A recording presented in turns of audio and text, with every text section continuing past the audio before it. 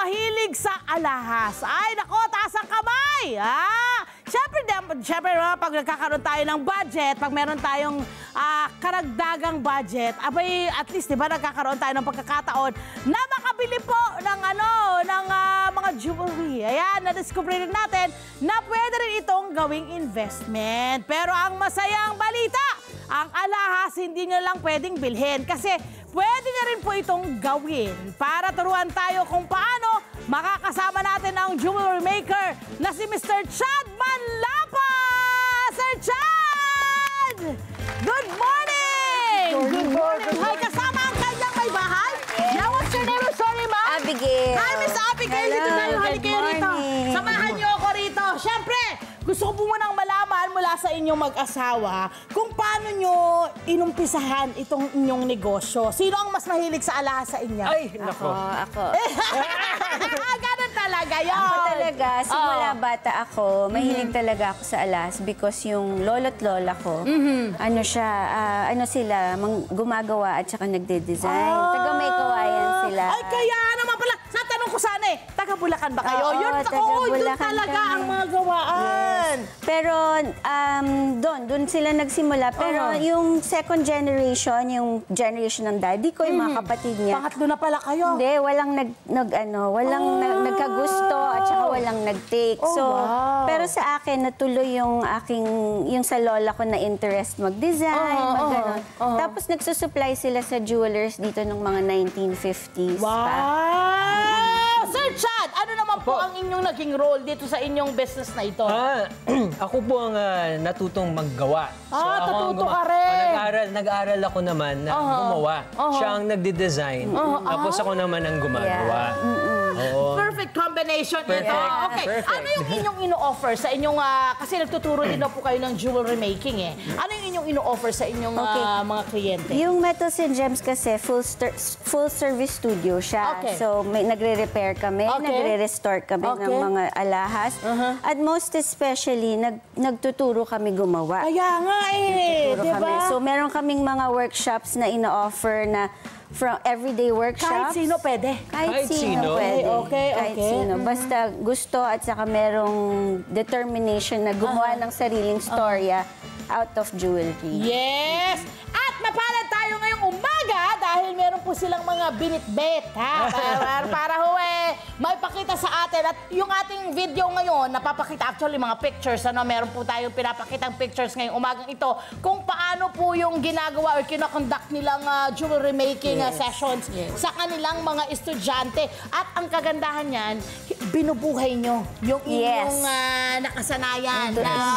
Yan na yung industriya ng Kawayan or Bulacan eh. Tama. So dapat hindi mawala. So very good yung ginagawa nyo. Okay, ano yung inyong ipapakita sa amin ngayon dito na gagawin nyo? Siyempre, yun nga, si Ma'am Abigail ang nagde-design, si Sir po ang gumagawa. Ano po yung sample? Ito pong lahat ito ay mga projects po na ginagawa po ng mga estudyante namin. Talaga? Oo, sila po, yan mga pegs po yan. Sila ang gumagawa niyan. Tinuturuan namin silang gumawa ng mga like the mga bracelets, mga bangles, mga rings. Ngayong umaga ay magde-demonstrate tayo how to make a bangle. Paano gumawa ng mga bangle. Yung mga simpleng ganito, Ayan. Dala namin yung aming ibang mga tools, the simple tools, para mapakita namin na kasi maraming nagsasabi, kaya ko ba talagang gumawa ng alahas? Papakita namin sa inyo na simple lang, wag maging parang wag ma-intimidate, maging confident that Correct. So, ang materials na gamit natin ay sterling silver. Okay. Gagamit lang tayong ng martilyo. At ipupukpok lang natin yan around para magkaroon siya ng texture. Okay. Itong ginagamit mong tool na ito ay talagang pang jewelry making yan? Hindi yan yung pang karpentero?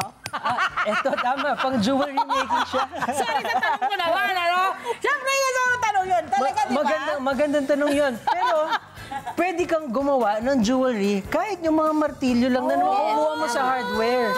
Magiging resourceful ka lang. Kaya, yan ang beauty ng jewelry making. Kaya hindi dapat ma-intimidate sa paggagawa ng jewelry. Yung pagpukpok mo, hindi todo yan, napapansin ko parang may alalay. Di ba? Kalkulado eh. Kalkulado. Hindi pwede. Kailangan ba yan ang isa sa mga pag-aaralan ng ating mga pumapasok sa eskwela o sa pagtuturo nito. Yes, kailangan meron kang, may feel ka kung paano mo siya pupukin para malagyan ng texture. Tingnan mo, love, kumikintab na siya. Nagkaroon na ng shining, shimmering, splendid. Yes. Ayan, diba? Ito yung plain lang, pero nung napukpok na siya, ayan, kumikintab-kintab na siya. Ayan. Tapos tuloy-tuloy lang po yan hanggang dulo. Tuloy-tuloy lang. Depende sa design mo. Ngayon, simple lang ang gagawin nating design.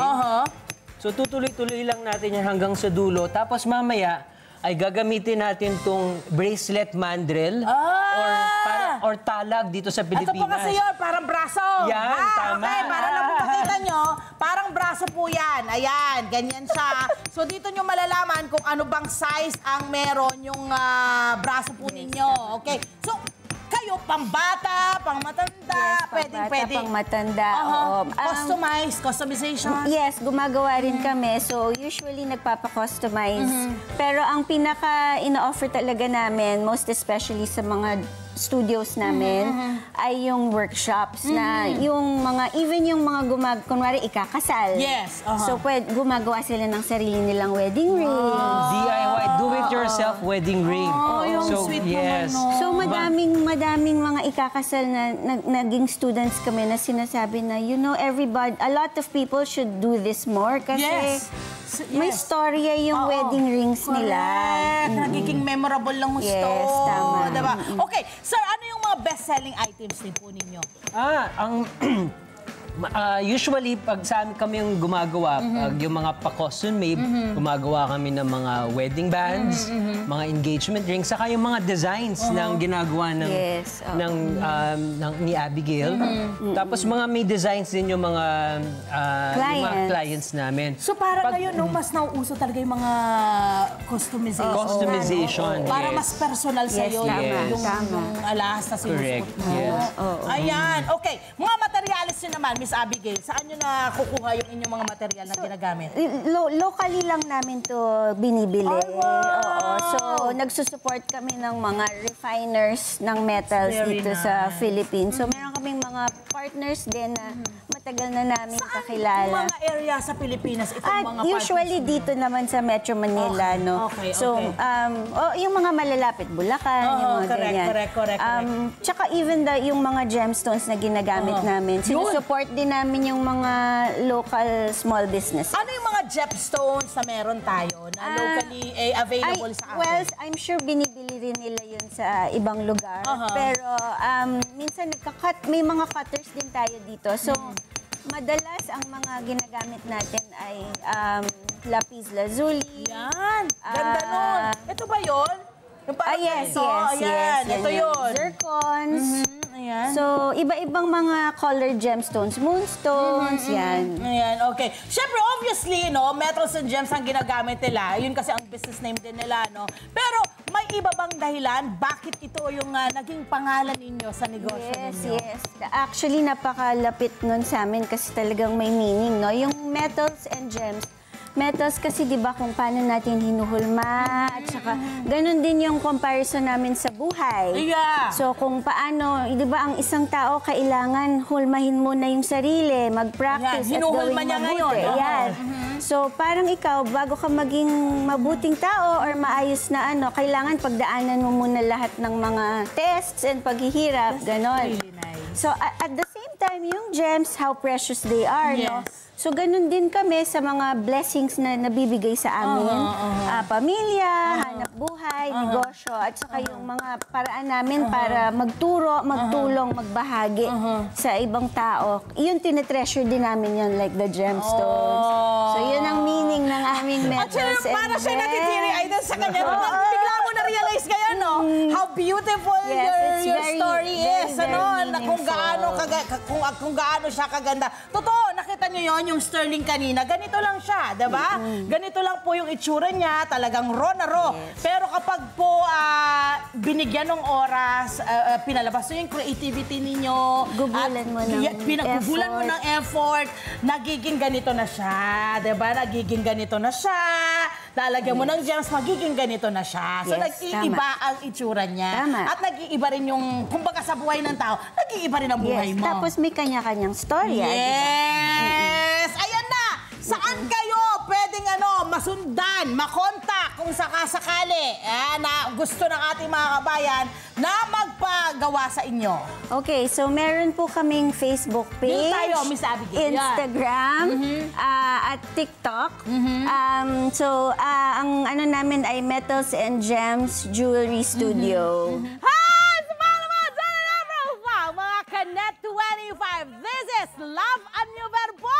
For more love, Tunipet, and Arafang updates, just click the subscribe button and follow us on our Net25 social media pages at Net25 TV and Net25 Entertainment Facebook. See ya. I love ya.